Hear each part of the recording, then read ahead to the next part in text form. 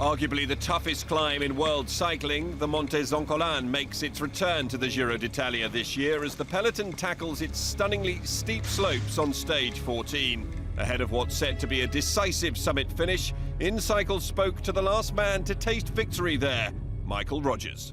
Monte Zoncolan is so feared within cycling because, number one, the length of the climb and combined with the steepness. About a 10-kilometre climb, average of 12%. So there's not many other climbs in Europe or in the world in general that average that kind of gradient for that 10-kilometre length. So it's just constantly hard for a long, long way. At that year at the Giro, I'd had a very successful race already. I'd already won a stage into Savona. I was just in a good space. I was out of the general classification, no threat to anyone in the top 10, so I had rather freedom. We did the neutral section of that day, and I could see some tired boys. I actually missed, the first split, and crossed from the peloton to the breakaway on my own, and that was already a decent gap. So I knew that I was in good shape.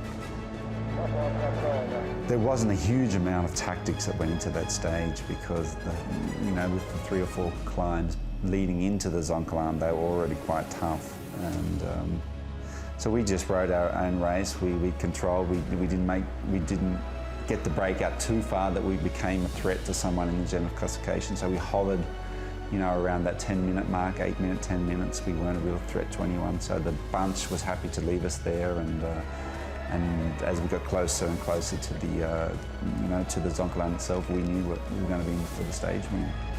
10 kilometres to go, and the Zoncolan doth beckon. The last mighty climb of this Giro d'Italia.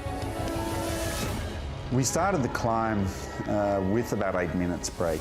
I was on a fantastic day, I knew that. It was one of those actually few days in my career that, the so-called couldn't feel the chain saying within cycling. So I said, all right, I know I have it within me to hold a high rhythm.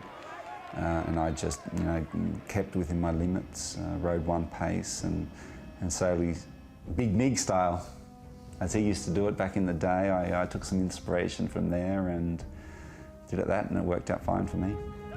Bongiorno versus Rogers for now, and they've got a bit of a gap, but still tenaciously hanging on is Pelazzotti. Bongiorno, I could see he was on the limit, but the one that was worrying me the most was Pelazzotti, because he was kind of hanging there kind of 20, 30 metres off the back. And, I'd been around the sport for a long time and knew that not to give him too much room. And I tested him a few times. I made some accelerations and he was accelerating with me. So we were playing cat and mouse there a little bit. So I was very, very concerned about him. But then, when I dropped Bongiorno and did a quick time check, how far is it to the finish line, I knew that I had it within me about 20 minutes just to go full ball, and I never saw him again. The crowds on Zoncolan was a real standout memory for me in my entire cycling career. A festival, people dressed up in brides' dresses, Batman suits, everything that you can imagine you saw on that mountain day. Sometimes they were getting a little bit close and making me a little bit nervous. I still have this image of Guarini many years ago in the Tour de France, going up Alpe d'Huez. I think that's every cyclist's worst dream. I certainly didn't want that to happen, in this opportunity that I'd kind of been waiting my lifetime for.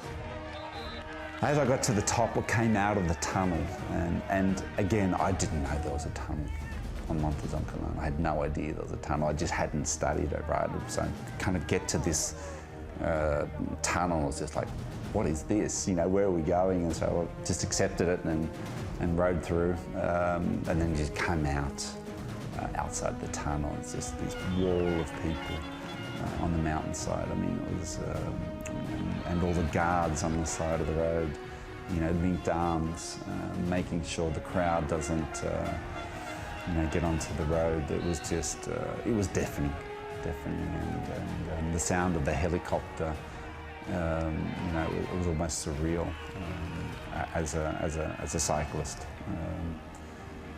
As I got to the finish and finally knew I was going to win, you know, I struggled to get my hands off the handlebars to the victory salute because it was just so steep.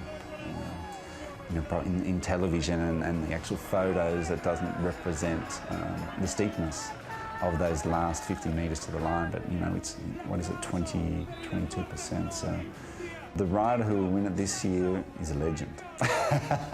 No, joins a very special club because it's only, I mean, the race has only been up the Zoncolan on 5 or 6 occasions.